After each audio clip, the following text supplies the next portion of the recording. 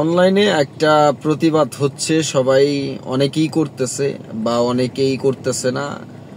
যারা করতেছে তারা আমার মনে হয় যে এই সময়ের প্রতিবাদী, কারণ তারা আর বাংলাদেশের মানুষ আর মানে এইভাবে আসলে অন্যায় মেনে নিতে পারতেছে না। এই কারণে সবাই আস্তে আস্তে প্রতিবাদ করতেছে।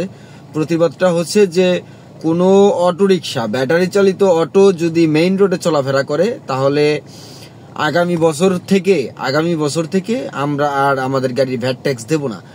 এই কথার সাথে আমিও একমত, কারণ অটোরিকশা যদি ফ্রিতে বিনা ভ্যাট ট্যাক্সে যদি তারা মেইন রোডে চলাফেরা করতে পারে, সেই ক্ষেত্রে আমাদের গাড়িরও ভ্যাট ট্যাক্স আমার মনে হয় যে সরকারের প্রয়োজন নাই। সো আমরা আগামী বছর থেকে ইনশাল্লাহ আর ভ্যাট ট্যাক্স দেব না, যদি এই অটোরিকশা যদি মেইন রোড থেকে যদি সরিয়ে না নেওয়া হয়। ইনশাল্লাহ আগামী বছর থেকে আমরাও দেব না, বাংলাদেশের কোনো মালিক আর ভ্যাট দেবে না। এটাই। ধন্যবাদ সবাইকে।